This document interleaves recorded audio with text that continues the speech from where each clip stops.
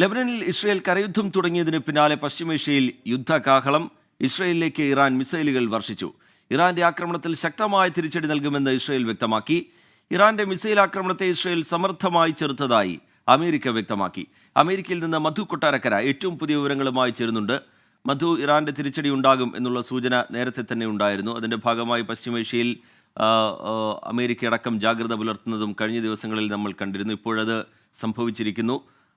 ഏതൊക്കെ മേഖലകളിലാണ് ആക്രമണം ഉണ്ടായിരിക്കുന്നത്? ഇസ്രയേലിന്റെ പ്രതികരണം എന്താണ് മധു? ഈജിപ്ത് അടുത്ത കാലത്ത് ഇസ്രായേൽ നടത്തിയ കൊലപാതക പരമ്പരകൾക്കുള്ള തിരിച്ചടിയാണ് തങ്ങൾ നടത്തിയതെന്നാണ് ഈ വ്യോമാക്രമണത്തെ ന്യായീകരിച്ചുകൊണ്ട് ഇറാൻ റെവല്യൂഷണറി ഗാർഡ് കോപ്സ് പറഞ്ഞത്. ഹമാസിന്റെ നേതാവ് ഇസ്മയിൽ ഹനയ്യ, അതുപോലെ ഹിസ്ബുള്ളയുടെ ഹസൻ നസറല്ല എന്നിവർ കൊല്ലപ്പെട്ടത് ഇറാന് വലിയൊരു തിരിച്ചടിയായിരുന്നു. ഏകദേശം ഒരു മണിക്കൂർ നേരം ജനങ്ങളോടൊക്കെ ഭൂഗർഭ അറകളിൽ പ്രവേശിക്കുവാൻ ഇസ്രായേൽ ആവശ്യപ്പെട്ടിരുന്നു.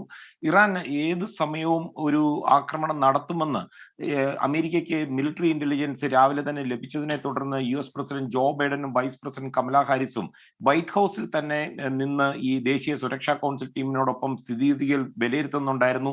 സിറ്റുവേഷൻ റൂമിൽ നിന്ന് ഈ മിസൈൽ ആക്രമണം അവർ നിരീക്ഷിക്കുന്നുണ്ടായിരുന്നു.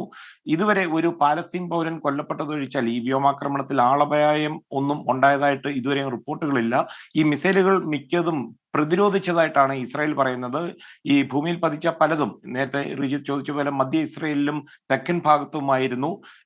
എന്നാൽ ഈ ഇസ്രായേലിന്റെ ഇന്റലിജൻസിന്റെ ഈ ഹെഡ്ക്വാർട്ടേഴ്സായ മൊസാദിന്റെ ഹെഡ്ക്വാർട്ടേഴ്സിന്റെ 1 കിലോമീറ്റർ അടുത്ത് വരെ ഈ മിസൈൽ എത്തിയതായി റിപ്പോർട്ടുകളുണ്ട്.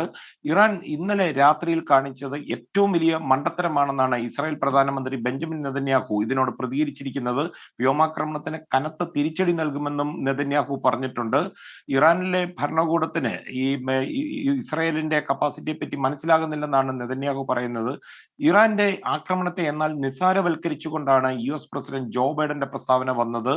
ഇപ്പോൾ ലഭിക്കുന്ന വിവരങ്ങളുടെ അടിസ്ഥാനത്തിൽ ഈ ആക്രമണം പരാജയപ്പെട്ടെന്നും ഫലപ്രദം അല്ലാത്തതുമാണെന്നാണ് ബൈഡൻ പറഞ്ഞത്. ഐക്യരാഷ്ട്രസഭയുടെ ഒരു അടിയന്തര സുരക്ഷാ കൗൺസിൽ യോഗം ഇന്ന് നടക്കുകയുണ്ടായി. സ്ഥിതിഗതികൾ ഒക്കെ ചർച്ച ചെയ്യുവാനായിട്ട് ഇറാന്റെ സേനയെ റെവല്യൂഷണറി ഗാർഡിനെ ഒരു ഭീകര സംഘടനയായിട്ട് പ്രഖ്യാപിക്കണമെന്ന് ഇസ്രായേൽ ഐക്യരാഷ്ട്രസഭയിൽ ആവശ്യപ്പെടുകയും ചെയ്തു. റീജിത്ത്, മധു, ഐക്യരാഷ്ട്രസഭയടക്കം നിരന്തരമായി സമാധാനത്തിന് ആഹ്വാനം ചെയ്യുന്നുണ്ടെങ്കിലും കാര്യങ്ങൾ ഓരോ ദിവസവും കൂടുതൽ വഷളായിക്കൊണ്ടിരിക്കുന്ന നിലയിലേക്കാണ് പോകുന്നത്.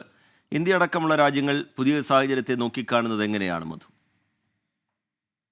ഈജിപ്ത് ഈ ഇറാൻ ഇതുവരെയും നിഴൽ യുദ്ധമായിരുന്നു നടത്തിക്കൊണ്ടിരുന്നത്. ഹിഷ്ബുള്ള, അതുപോലെ ഹൂത്തികളും ഹമാസും ഒക്കെ ആയിട്ട്. ഇതാദ്യമായിട്ടാണ് ഇറാൻ പരസ്യമായിട്ട് മുമ്പോട്ട് വരുന്നത്. തന്നെയുമല്ല, പശ്ചിമേഷ്യയിലെ അമേരിക്കയുടെ ഏറ്റവും വലിയൊരു സഖ്യകക്ഷിയാണ് ഇസ്രായേൽ. അതുകൊണ്ട് തന്നെ ഇസ്രായേലിനെ പ്രതിരോധം തീർക്കുക എന്നുള്ളത് അമേരിക്കയുടെ ഒരു ബാധ്യതയാണ്, ഒരു കടപ്പാട് കൂടിയാണ്.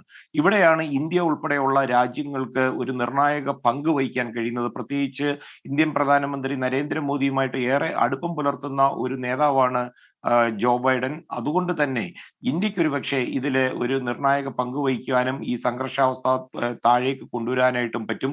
ഐക്യരാഷ്ട്രസഭയിൽ നമ്മൾ ഇങ്ങനെയൊക്കെ പറഞ്ഞാലും അതൊരു നോക്കുകുത്തിയാണെന്നാണ് ബെഞ്ചമിൻ നെതന്യാഹുവും പറയുന്നത്, മറ്റു രാജ്യങ്ങളും പറയുന്നത്. അതുകൊണ്ട് ലോകശക്തികൾക്കാണ് ഇവിടെ എന്തെങ്കിലും രീതിയിൽ ഒരു ഇടപെടൽ നടത്തുവാൻ സാധിക്കുന്നത്. ശ്രീജിത്ത്, ശരി, മധു കൊട്ടാരക്കര വിവരങ്ങൾ നൽകുകയായിരുന്നു. ലെബനനിൽ ഇസ്രയേൽ കരയുദ്ധം തുടങ്ങിയതിന് പിന്നാലെയാണ് പശ്ചിമേഷ്യയിൽ സ്ഥിതി കൂടുതൽ വഷളാവുന്നത്. ഇസ്രയേലിലേക്ക് ഇറാൻ മിസൈലുകൾ വർഷിച്ചിരിക്കുന്നു.